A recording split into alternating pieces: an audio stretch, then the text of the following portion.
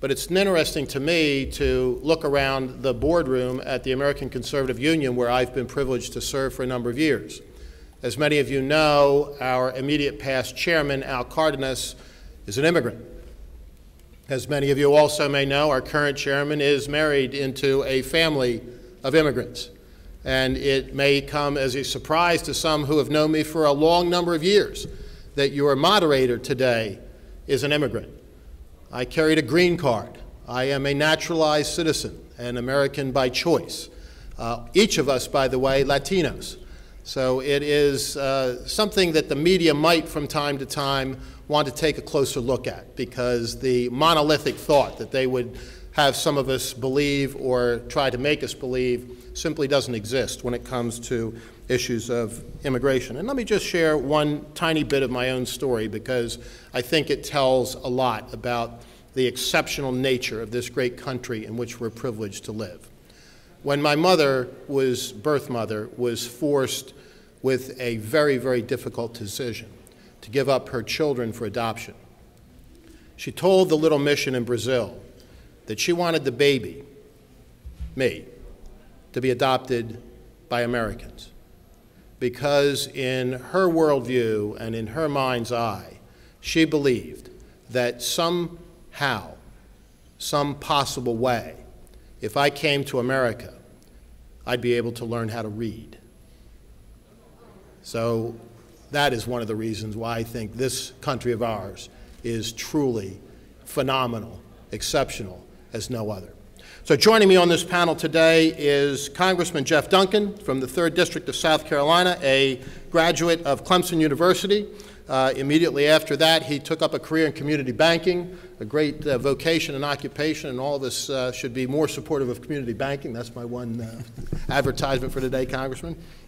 He served as a member of the South Carolina House of Representatives for nearly a decade prior to being elected in that great sea change election of 2010 to the Congress of the United States, where he serves on the Natural Resources Committee, the Homeland Security Committee, and the important Foreign Affairs Committee. He has been an aggressive and articulate spokesperson for sensible energy policy, but he also has some very distinct and important views on the issue of immigration.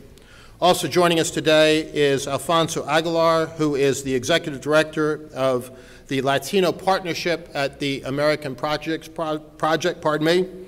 a graduate of God's University, the University of Notre Dame, and also the recipient of a Juris Doctor degree from the University of Puerto Rico.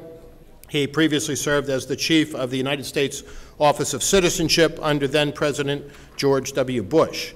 And finally, Mario Lopez, the President of the Hispanic Leadership Fund, an advocacy organization dedicated to promoting limited government, individual liberty, and free enterprise, principles that I know each of us hold very dear. Mario also is the former Executive Director of the Congressional Hispanic Conference. What we're going to do, ladies and gentlemen, is to allow each of these outstanding panelists to give a brief presentation, and then the time will be yours to ask questions and get answers and to have a full and robust discussion of the issues that are before us today. Gentlemen, you can speak either from the seats or from the podium. The choice is yours. And Congressman, I know you're on a tight schedule, so if it's all right, we'll begin with you. Okay. Well, thanks, and thanks for all your interest on the immigration issue. You know, it's an interesting week because we are facing in the United States Congress an immigration issue, but I would argue that it's less of an immigration issue and more of a constitutional separation of powers issue that we're facing with the presidential overreach, executive office's overreach of that separation of power to try to legislate from the executive branch, change the law and create law when you look at all the benefits that would go along with the executive amnesty in the executive memo of November. And so we were looking at DHS funding as the mechanism to try to push back against this executive overreach and really stake out once again the legislative role in governance and the separation of powers in 3 branches of government. We are a nation of immigrants. I agree with the President on that, but the immigrants that came here that he should be talking about came here in a legal way. There's a legal way and there's an illegal way to do things. We're a nation of immigrants that came here the legal way. We heard the gentleman say that he came through that process legally. We're a sovereign nation. That means we make our own laws, we determine our own fate, and We don't like other countries telling us we should do this or should do that. We don't want Russia to do that. We don't want Cuba to do that with what Raul Castro has said recently. And we don't want any other country to tell us we have to do this or we need to change our law and take immigrants. That's wrong. We're a sovereign nation. We determine our own fate. But we're an exceptional nation. America's an exceptional nation, and it provides tremendous opportunity for folks, whether they're American or whether they're folks that want to immigrate here and become citizens, or whether they just want to come and work, whether they come as students on a F-1 student visa or come on a work visa. The nation provides tremendous opportunity that helps them learn how to read, as the gentleman said earlier. And Charlie, I want to thank you for sharing that information with us. But we also provide opportunity to work. We provide opportunity with our educational system. But at the end of the day, we're also a nation of laws. And those laws need to be respected and they need to be enforced. And I think when those laws aren't enforced, the failure to enforce the law really poisons the well for the United States Congress to have any debate about the legal immigration side of it and what we do with the illegals that are here in this country and what we do going forward with guest worker programs, expanded student visas. And keep in mind, 49% of all illegals in this country came here with a permission slip. They came with a visa. They didn't violate the nation's laws by walking across some border somewhere. They probably came through a seaport or a land port, an airport. They violated our trust because we gave them that permission slip. We entrusted them to live within that the law and live within that requirements within that visa. And they violated that by overstaying that visa. Go try to overstay your visa in any other country in the world. 49%, roughly half the illegals in this country are people here that we entrusted with a permission slip to come. That's low-hanging fruit for enforcement. That's a law that needs to be enforced, and that's something that's not talked about enough in the immigration debate. So what is a conservative position, and what should we do? Well, we definitely need to secure our border more. I also have been to the southern border. I realize you're not going to put up fencing on 100% of the border. It's infeasible. We've got mountains that are impossible to really fence, but more fencing does work. But keep in mind also that a higher fence means a taller ladder. And but what fencing does, and the Israelis proved this, is it forces the smugglers and others into certain corridors. That's almost a force multiplier. It helps with law enforcement. It allows you to use your law enforcement more effectively in those corridors. I think that's where fencing works. But we can't even get a border security bill out of the United States Congress because this president has poisoned the well by not enforcing the laws that are on the books. Why should we pass something outside of Congress without any understanding that the president's actually going to take it up and enforce that law? And so we're having trouble getting a border security bill out. We also are also having trouble getting catch and release provisions and in border enforcement, immigration and customs enforcement laws as part of that border security bill. I think they go hand in hand. I think you can't have border security without having also interior enforcement. And so I asked House leadership, I asked the chairman of the Judiciary Committee to allow the border security bill to be married up with some sort of interior enforcement catch and release provisions.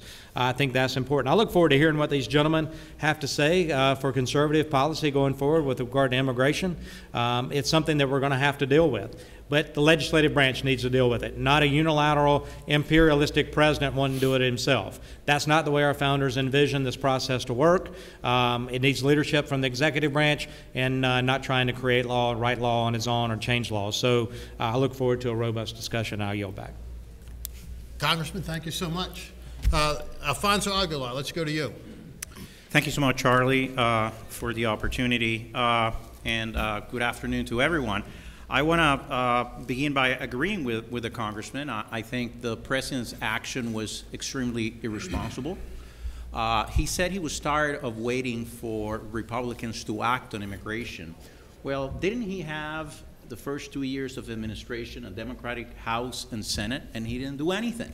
So the Latino community and the American people got tired, are tired of him as well on this issue. So I think the responsible thing to do would have been to wait for the new Congress, engage Republicans, and try to find a permanent solution to this problem. And let me be clear, the only way we'll be able to solve this is if we find consensus and if we find a permanent legislative solution to the problem. Now, having said that, I think the president's move was a political ploy designed to anger Republicans, perhaps to ensure that, ironically, that Republicans would not do anything in order to continue using the issue, the immigration issue, politically with the Latino community. So I think that at this point, this whole issue of the executive action is in the courts. It will be resolved by the courts. I would encourage Republicans to lead. The American people got fed up with the Democratic Senate. We have a Republican Congress. It's time for us to come forward and lead on the issue of immigration in a constructive way to actually resolve the problem. It's not enough for us to complain, and I understand the frustration very clearly. The president was irresponsible, but it's time for us to introduce legislation to begin addressing the different aspects of the immigration problem. If we don't do anything in this next 2 years, I think it would have been a failure. So we need the House and Senate to start introducing legislation. And there are ideas that conservatives support. I think that conservatives are being bullied into a false choice. We either support Obama's amnesty or we support Chris Kobach's self-deportation. I think that's a false choice. I think there's a third way, a conservative way that respects the rule of law, that focuses on border security, but at the same time recognizes the need our economy has for foreign workers and deals with the issue of the undocumented population without doing amnesty. And the good news is that from my involvement advising Republican members in House and Senate, the vast majority actually believe in that conservative plan. But we need to encourage them to have the political courage to lead. Because unfortunately, there are some within the conservative side, I don't think they're conservative, who would rather maintain the status quo. The status quo is not acceptable. I think that we should begin, as the congressmen say, with border security. And we need more strategic fencing, and we need more assets, certainly, in the Rio Grande Valley. For those who say, like Obama, that the border is secure, go to the Rio Grande Valley. It's lawless. People can enter illegally very easily. We need more resources there. We need more strategic fencing. Strategic fencing works. It has worked in California. It has worked in Arizona. We need to expand. We need to expand the use of drones. We need to expand the use of sensors. We can secure the border.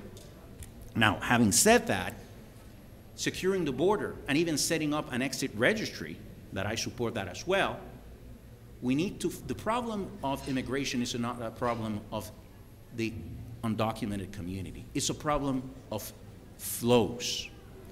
And we conservatives believe in the free market. If American employers cannot find American workers, and that's a big if they cannot find American workers, why should big government tell an American employer, an American citizen, that they cannot bring the foreign workers that they need? And that's a problem that we have.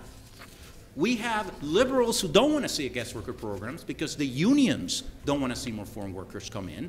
But then we have restrictions on the other side who are against a guest worker program as well for other reasons.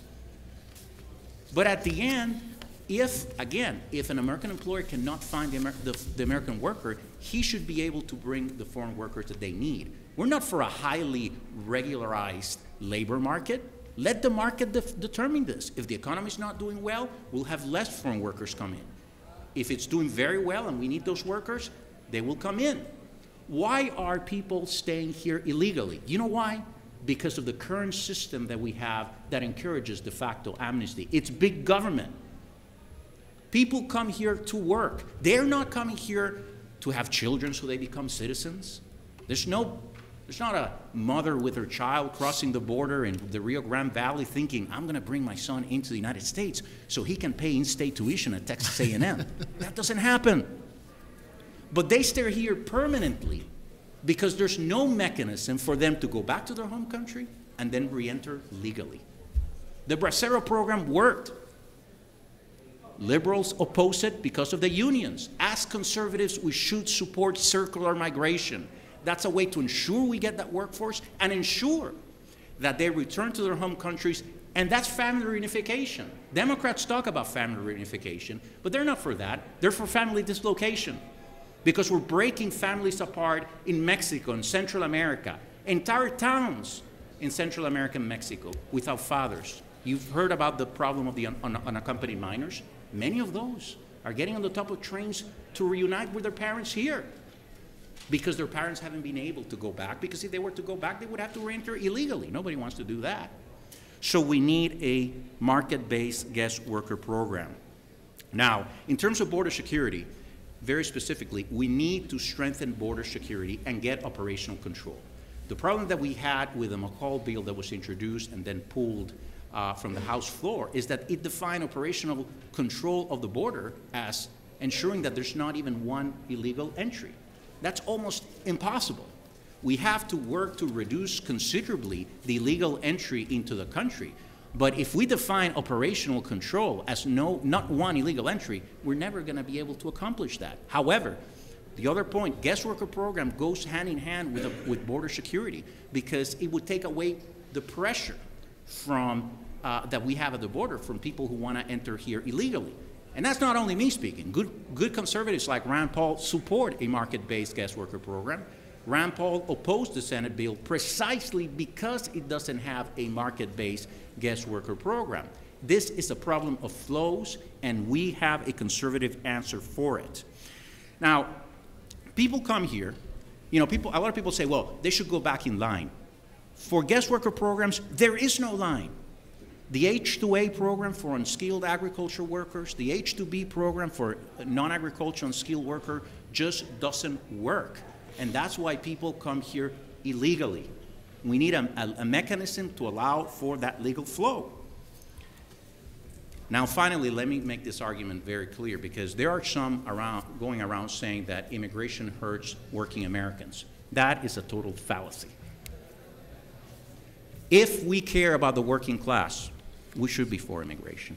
If we cannot fill jobs that Americans don't want, or where there are no Americans of working age to perform them, that's going to hurt our economy, because we won't be able to grow the economy and create good-paying jobs for American workers.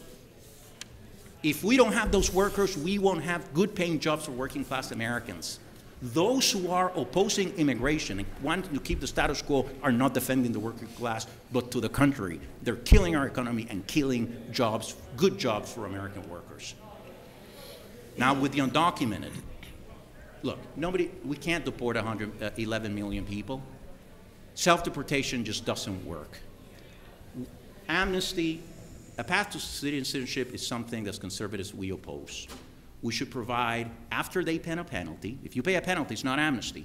You pay a penalty, you get right with the law, you pay back taxes, and we give them a path to legal status, not citizenship. No special path to citizenship. Right there is those are conservative principles that I can guarantee you the Democrats will not like, because they want a path to citizenship, because they want to ensure to get supposedly more voters, which is another point. Latinos, and the majority of undocumented, are Hispanic. They're not natural-born Democrats, Here, here. If our principles, our conservative principles, are universal, if we engage that community, they will respond favorably to our message. But we shouldn't do this because of politics. We should do this because of principle.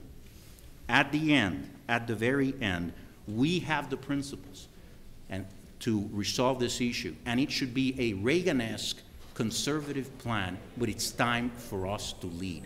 Not doing, just sitting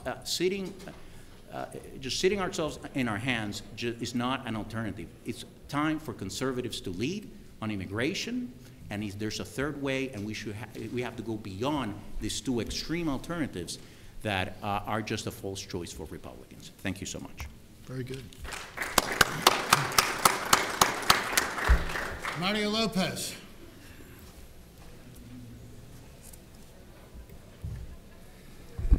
Thank you, Charlie. I'm going to come up here because I do have a little bit of an image that I want to share with you all. It's great being at CPAC. It feels like a family reunion. I see so many people, and I think I've lost track of how many CPACs in a row I've attended. But I really appreciate you, Charlie, being here with Congressman Duncan and, of course, with Alfonso. who just made a lot of really good points. Alfonso, you stole half my talking points. So, but I do want to talk about, basically reinforce what was said about Obama's executive overreach, and it is an executive overreach. This was not some kind-hearted move that he did to try to help people who he thought were in need, and all the things that he presented in his White House address. Those are just all lies. That's just typical political posturing that we've come to expect from this president. And unfortunately, he's been playing politics with the Hispanic community using the immigration issue for a number of years. This goes back to his time in the United States Senate when immigration reform came up in 2008. He voted for 5 different poison pill amendments to try to kill that piece of legislation and stop it from passing the U.S. Senate. The man who claims that he's for immigration reform voted 5 different times for poison pill amendments to kill the bill. It's worth repeating. And that's something that doesn't get played off. Bob Novak wrote an excellent column about this back at the time. Even Obama even aroused the ire of Chuck Schumer, who, as you all know, was one of the leading Democrat voices on that bipartisan group that was trying to pass a bill. And so his actions, I think, speak a lot louder than words, and that's something that I know Alfonso talks about a lot when he does, when he addresses Hispanic audiences, and I talk about it as well. So this is purely a political move that he's thrown into the mix right after the November elections to try to distract Republicans from their agenda, to try to take away from their political victory, which was an overwhelming rejection of his big government policies.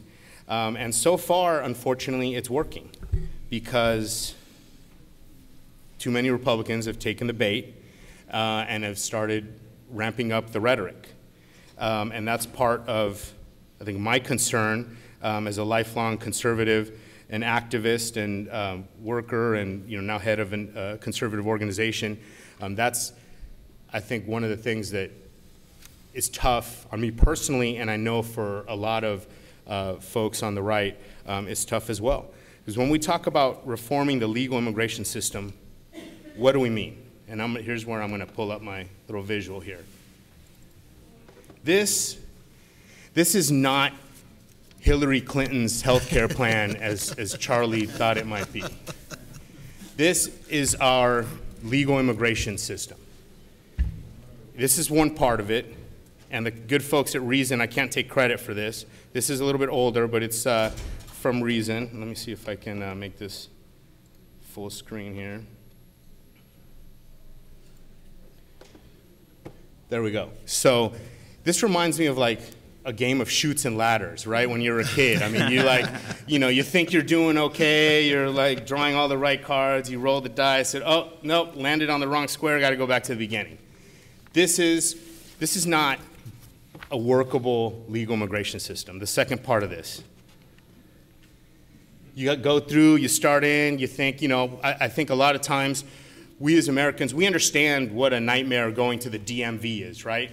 Because everyone goes and, oh God, I have to go renew my license and I'm gonna have to stand in line to take a number and then to take another number to go to one window so they can tell me to go to the other window, to take another number, to fill out paperwork so I can take another number, et cetera, right? So we understand that because we all deal with it every 2, 3, 4, 5 years, however long it is.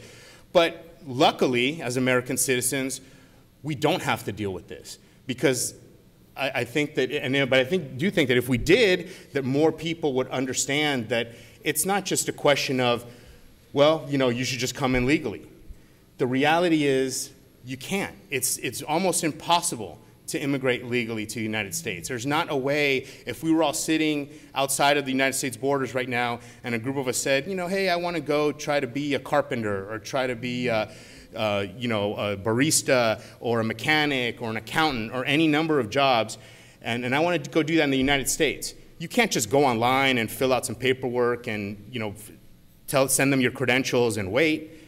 It's not like that at all. There's the visa lottery, which is There's country quotas. I mean, these charts speak for themselves.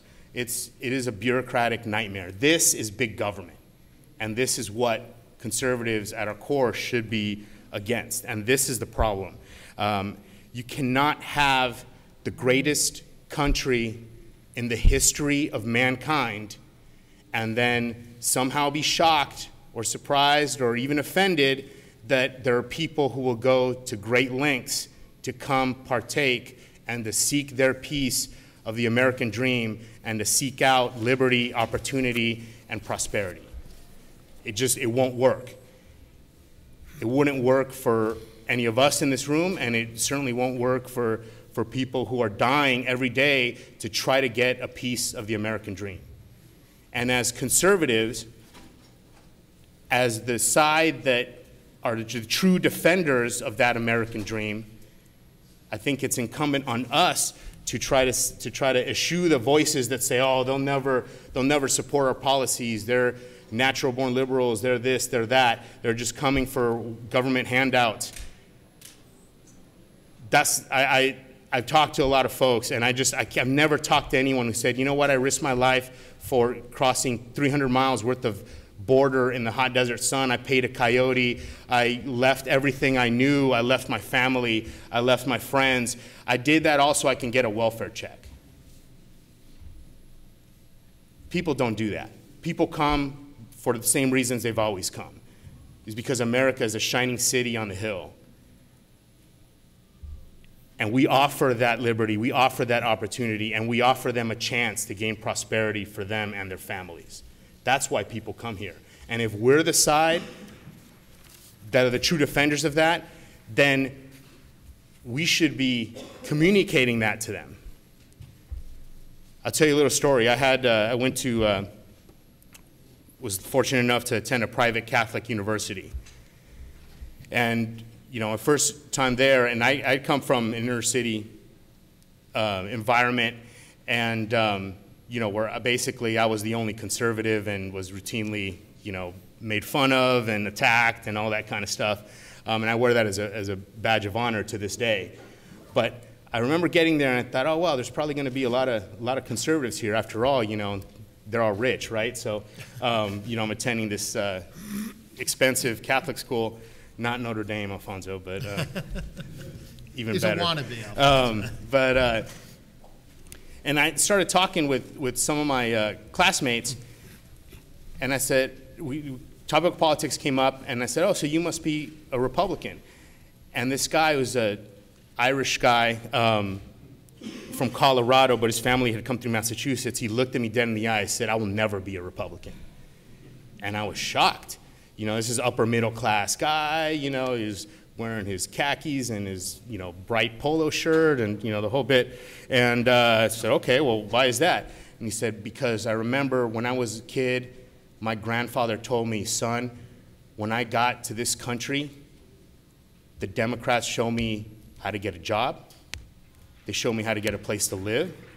They showed me how to work, how to perspire, how to provide for my family, and the Republicans didn't want me here. And he had come through Massachusetts. And to this day, a lot of the descendants and families of Irish, predominantly immigrants in the Northeast are Democrats. Small business owners, people who should know better. Please, you'll have plenty of time. We'll do the Q&A, sir. Well, I'm telling you a story based on my experience. We're gonna ask you to leave if you can't be respectful, okay? So that made a pretty big impression on me because right now, unfortunately, I think our side, he was what we call a legacy voter, right? I mean, he's someone who, you know, no rhyme or reason necessarily, but because of his experience, because of that impression that his grandfather made of him, on him, had said, you know what, I can't vote for these people, even though in talking to him, I found out that we were in agreement on 80, 90% of issues. And I think that that is something that we have to be wary of as we talk about this issue in the media. We have to understand the political realities, and we have to understand that there are folks out there who are coming here for the American dream And as defenders of the American dream, we need to just communicate with them. So that's the gist of my argument. If I can leave you with one thing, just remember this image, and if you want to download it, you can do it at bit.ly/broken immigration system. You can go there and get a copy of this chart for yourself and for your friends. Print it out. Thank you, Mario. Well done. We deliberately left most of the program here today for all of you. The Congressman, I know, has some votes this afternoon. He has a 3 o'clock hard out. We'll be here until 3:10, the rest of the panel and myself. But this is your time. I don't know whether there's a microphone into which you can speak. Is there one that's circulating around? Then do this. Speak loudly, fill the room with your eloquence. You may address the question to any one of the panelists or all of us as a whole. Please punctuate your questions with a question mark. And I'm going to ask the moderator to repeat the question because it is being recorded. Yeah, I'll do my so best thank for you, Congressman. Isn't it wrong to allow the left to say the system is broken? Because what's broken about it? It's not an issue of being broken, it's just not enforced. So if you went through line by line by line of the existing immigration policies, I doubt there's very few things we have to change. What has to be changed in the existing policy that exists? Is there anything that needs to be radically changed? Yeah, definitely. Okay, just so everybody knows, because this is being recorded, the question, which I think Foster put forth very quickly and with the proper amount of sound, but it is the current system, does it require being fixed? In other words, isn't it sufficient on its own if it's properly enforced? Alfonso, we'll start with you. So let's look at the two tracks. The immigration track of those who want to come here to become permanent residents and eventual citizens. Right now, we have a quota system based on countries of origin. And that means that each country gets allotted about 20,000 visas per year. There are countries where there's more demand, where people want to come here legally, Mexico, Philippines, India. Because of this system, it unfairly treats countries where we're not receiving any immigrants. So, and this is a proposal actually from Senator Ted Cruz. Let's do away with the national origins quota. In terms of and for example, and I think Mario showed that, I mean, if you are petitioning as a permanent resident or as a citizen, a relative from Mexico, under some categories, it may take over 20 years to come here. Workers, which is the why they're coming here to work. For non-agriculture, unskilled workers, and that includes landscape, restaurant workers, we have the H-2B program that is capped at $65,000 a year. What happens? In 1 or 2 days, that quota is reached. We need more workers. Now, there's a labor certification process. It doesn't mean that you can bring in the foreign workers. You have to show that you cannot find American workers. If you're in a ski resort where you need those workers. So the pressure is there. Once that cap is reached, they still need those workers. That's the free market. And so what would I do? And this is an idea from Helen Kriebel, the Kriebel Foundation, a Colorado-based conservative foundation. Let's have a market-based guest worker program. Let the market determine this. Let's do away with quotas, because quotas at the end is big government saying, what does Congress know about? Let's set up construction quotas like the Senate did at 15,000 visas per year for Congressman, construction. do you want to get in on this? Well, I would say the question is the system broken? Let me tell you this. We have an unsecured border. As a sovereign nation, we have a porous border that we can't secure, and the effort's not there, so you don't know who's coming in. I think that's an element of the whole thing. Then you have lack of enforcement of existing laws, and that is it's a trust factor with the American people. If the American people don't trust the administration to enforce the laws on the books, so why should we pass some other comprehensive bill that the president may or may not enforce, or may pick and choose parts of it to enforce that he likes? That's what we're witnessing today, creation of law and the picking and choosing of winners and losers within the immigration system, and that's wrong. What we need, we're a nation of laws. We need to enforce the laws on the books. And what happens is that poisons the well. What the president has done is poison the well for a United States Congress to have a conversation about expansion of the guest worker program or any other immigration issues, such as I talked about earlier, a border bill. We can't even have that conversation because no one trusts the administration to actually do the job that it's charged with to do. I swore an oath to uphold the Constitution of the United States. I think when the president violates the separation of powers, then I have a duty to try to uphold that. That's why the DHS bill that's going on right now is so important. Less about immigration, more about the Constitution. Anything to add, Mario?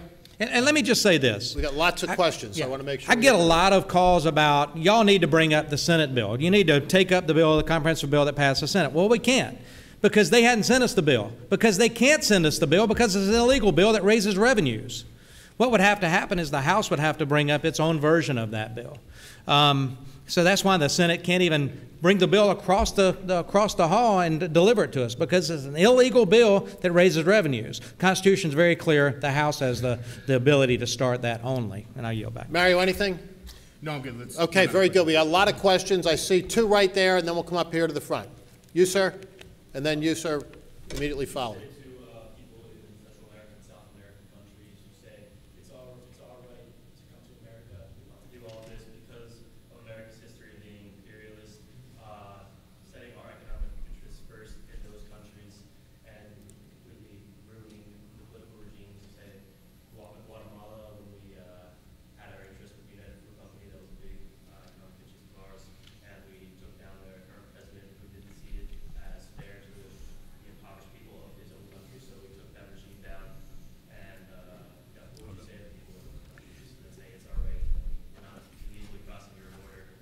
The question is, in essence, what would you say to those, particularly from Latin America, who claim they have, in effect, a divine right to come here because of wrongs done by our country and their nations historically? They're wrong.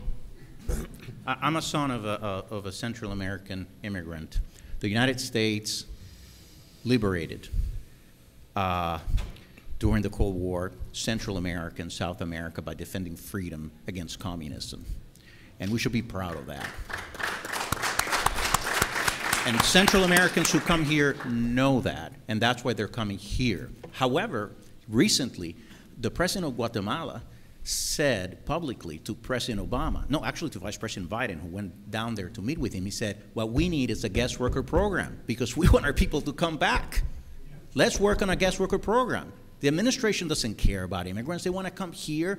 But, you know, I asked once Congressman Joe Garcia, former congressman, thank God, and I asked him, you know, what about those people that want to come here to work? Said, let's just legalize those who are here. Those who are outside are outside. Well, the problem is that they want to come here. We want to make sure that they come here legally and they go back to their home country. We don't have a mechanism for that, and that's how the Democrats want to keep it. Yes, sir. Next question. My question is for Mr. Aguilar. You were talking about how the GOP needs to lead and legislate now that they have a majority in both houses. That seems to strongly contrast with what the Congressman said, which is that any bill that's going to be put forth is just going to be ignored by the president. So I'm wondering your thoughts on that and what the GOP can actually do. I think that's a very good question, and I understand the congressman. I mean, if I were a member of Congress, I would be extremely upset with the president. I don't trust President Obama either, but there are different things that we can do. First of all, whatever legislation we introduce, if the Democrats don't like it, they can kill it. And then we'll show the American public and the Hispanic voters who really cares about the immigrants. So let's introduce legislation. Let them kill it. Oh, if we have a legalization bill that doesn't include a path to citizenship and they kill it, explain that to Latinos. They're not going to be very happy, I can tell you that. But what I'll do is, what I would suggest is, and I think it's very, very valid that we cannot trust this administration. What I would do is, let's focus on enforcement measures at this point. Anything that has to do with expanding guest worker visas or redesigning our guest worker visa regime and including a legalization program, we'll start, let's pass legislation now, but that would enter in effect January 21st, 2017. Then we don't have to depend on this administration, but we would have legislated, and we will show that we're leading. Let's not depend on the president. If he vetoed it, let them veto it, and let him and the Democrats explain that to the American people and to Hispanic voters. Congressman, do you want to get in on this? No, I'm Okay, fine. next Let's question. let the crowd. I've got to go shortly, We'll so come let's right take another here, question. here, and then we'll just work our way back. I know there are a couple back there. I'll get to you. We want to get as many as possible. Go right ahead. I've heard from a couple of panelists saying that these controls over immigration as to how much we have is quote-unquote big government. I interpret that as sovereignty. The American people deciding how much immigration we should have, rather than a liberal group like Facebook deciding how much cheap labor we should bring in. My question is this: do you believe that the American people have a right to decide how much immigration we have, and if we want less immigration, is that a justifiable thing? Yes. Well, of course we have the right to decide. I mean, that's not, you know, I don't think that's controversial. But the issue is, are we going to have free markets or not? And labor is an economic commodity, right? So by the same token, we wouldn't say, hey, you know, Ford, you're trading too much.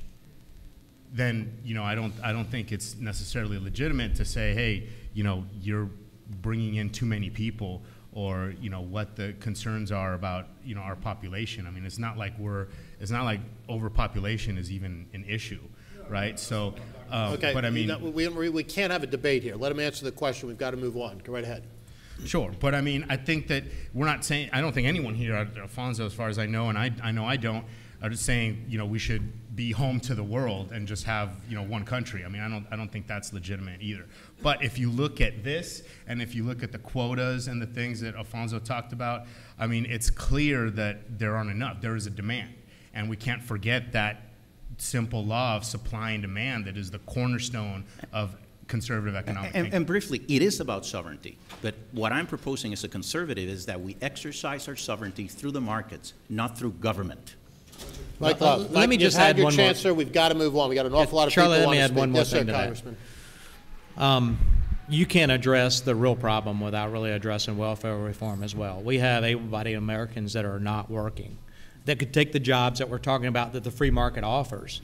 But yet, because we've created such a robust welfare system that incentivizes people not to take the jobs. So I don't believe you can be honest with yourselves and not address welfare reform as well in this whole debate. You know, I'll just leave it at that. 100% agree. And there's general agreement on that point, Congressman. Mike Love. My bias. Article 1, Section 8 of the Constitution says it's the legislature that determines issues of citizenship, not the executive. There's my bias. Why not a piece of legislation that outlaws people being given citizenship, or whatever we want to call it, that Obama's giving, that if they committed a crime in the United States, that they would not be eligible, and when we sent them packing, that they have to stay packed? I don't disagree with you. If you're trying to get citizenship and you've committed a crime, and which I think last year 30-something thousand were released by DHS that had committed a crime, and the number was a little bit higher than that year before, you shouldn't be eligible for citizenship. Either of the other two, you want to get in on this? I I agree. Okay. Yes, sir. Hi. There was talk about how, briefly, about how unions were opposed to one of the features of possible immigration reform. So my question is, would you say that labor unions could be a hindrance to a proposed immigration reform system? And if so, how would you work with unions and union-backed politicians to pass immigration reform? Well, I mean, I think the labor unions generally are split. Most of the big AFL-CIO and that don't want foreign workers. Really, it's just SEIU and what's there's another service. The public sector oriented. unions. Yeah, Public I mean, sector, yeah. public sector unions, but there's one that's similar to SEIU. I'm sorry, his name escapes me. Yes, Let's come over to this side just one second. they're generally for it. We have two more here, and then we'll come over here. Yes. but very briefly on the unions, I mean, let's be honest, most of the operatives in those unions, the leaders are Democratic operatives. So it's for the Democratic Party to deal with the unions. I think we lead. They're going to have to explain to the American people and to American business owners that you know what the unions are saying.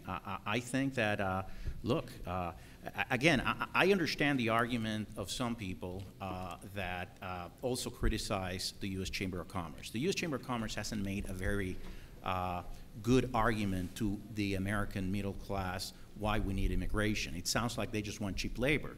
The argument should be a populist economic argument that we need those immigrants, if we can't find American workers, to keep our economy growing and create jobs for Americans. It's an America First program, but that's why we need immigrants. Yes, ma'am, and then yes, sir, right here, and then we'll come to you, okay? There's been a lot of mention of guest worker programs, and you said the Bracero program worked very well. There was a period during which the Bracero program was functioning, in which Mexico actually halted the workers from coming into the United States because the workers were being treated so poorly. Yeah. How do you propose in today's, in the 21st century, that workers would actually be protected under this program and not, sort of fall prey to the power of the employers? Because briefly, it's night and day. I mean, the Bracero program happened during a period in our history where there was a lot of employees didn't have labor protections. Perhaps there was an element of racism there. It's a different time. I mean, they would have the labor protections, and I think it would work perfectly well. Again, I think the problems we have with the Bracero program were not actually the program itself. It's just that we didn't have in place at those times the appropriate labor protections that they would have now. And again, there was an element of, I would say, of racism at that time, but that's things that we have overcome decades ago. Mario, Congressman, either you want to make a comment? No. Okay, we're going to move on. Yes, sir. And then we're going to go to you, ma'am. What would you tell a person who's worked in this country for 10 years, has a family of 5 boys in Africa? He hasn't seen his boys. He has one who hasn't even been born, wasn't even born when he came to this country. He can't go back. He can't see his family. He's here to work. That's what he does. That's all he does. He lives almost subhumanly sometimes, so he can send money to his family. He has 3 sons that are in college in Africa. You know, you can talk about legalism, but what would you tell that person? Okay. Oh, you're not going to come here? Okay, let's get to the panel. What would you tell him?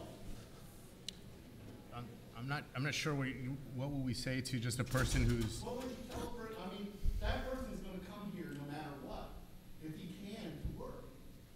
Right, well, that's why I think that's what I said before. I mean, it's just unrealistic to think you can have the greatest country in the history of the universe, frankly, and then, think that we're going to be able to keep people out. I mean, that's just not the way it works. The issue is how to have an orderly, legal flow of immigrants. That's what I think. Obama would propose bringing his entire family here. I would propose let him go back to his home country and then re-enter to the country.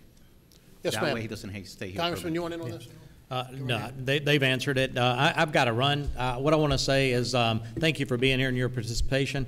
I don't agree with everything the panelists said, but that's what makes America great, that we can have an exchange of ideas as we work forward together to try to solve this problem. I go back to what I said. The rule of law is so important in this debate, and listening to the American people. I think the gentleman here hit on it.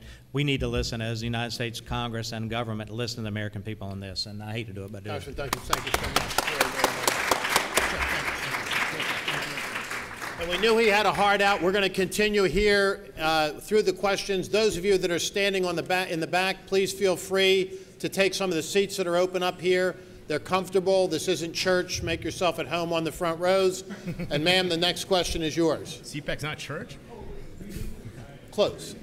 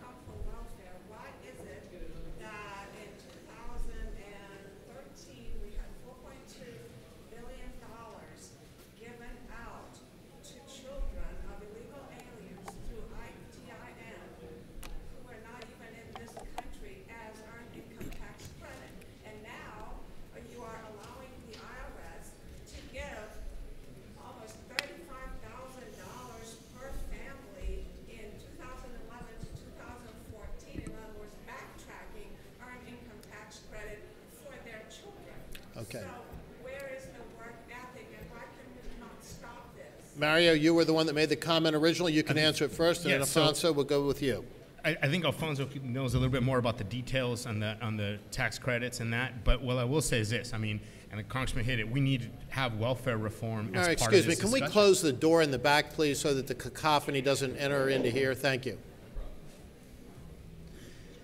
Go ahead, Mario. Yeah, there's no question we need to have welfare reform as part of this discussion. I mean, we need to have less welfare, period. And for whether it's immigrants or legal residents or citizens or what have you, we need to have more opportunity, more jobs, less welfare. So on that point, 100% in agreement.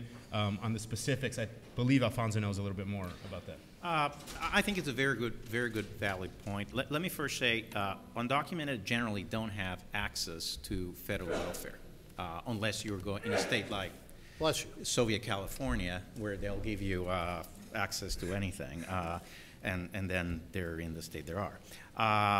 Now, a lot of undocumented immigrants are paying taxes and not receiving any benefits. And also paying into Social Security, never gonna see those Social Security themselves. Now, again, it's because the system is broken. They're having children here because the majority of them don't want to stay here. They end up being here because, as I've said before, they would have to. If to go back to their home country means having to return illegally. If you create a system of circular migration where they come here, they can work, go back to their families. Many of them are starting new families here. They leave their families behind over there and they start new families here. It's totally disruptive. We must help them to return to their families. That way they have those children in their home country. Those countries won't lose that important human resource. But the system right now, it's so broken that it encourages precisely what you're talking about. Keeping the status quo as it is means that what you're mentioning is going to continue to happen. Okay, we're just going to go right straight back. You, sir, you, sir, you, sir, and you, sir. And those will be it, because we're going to be out of time. Panels, if you can keep your answers as truncated as possible, we'll get everybody in. Go right ahead, sir.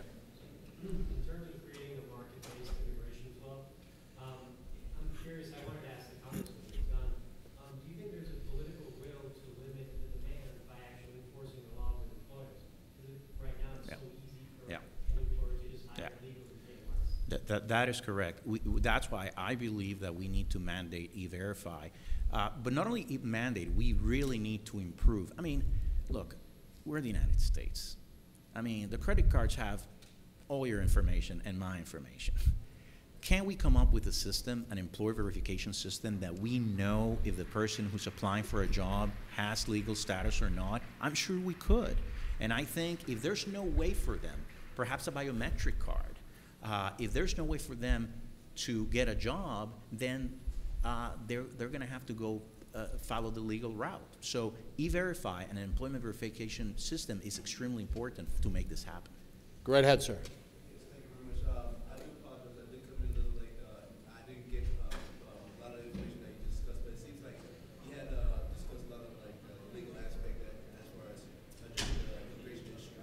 But address like some of the social issues as far as a person comes here, obviously illegally, but they have family here, where they were born here, rather than like a little child or not. So obviously this child, obviously American culture grew up here, and is how would you address that issue? Should that child leave? We got to do this very quickly. I did not realize this. They're giving me the high sign that there is a long line outside for the next panel. So my understanding and interpretation of the time we had together was incorrect, so I've got to cut that off. I apologize. I thank all of you for being here. I thank our panelists for participating. Please show them your appreciation. Grab them in the hallway with your questions, comments. Let's have a continuing and robust discussion about how we come up with a conservative plan for immigration and immigration reform. Thank you.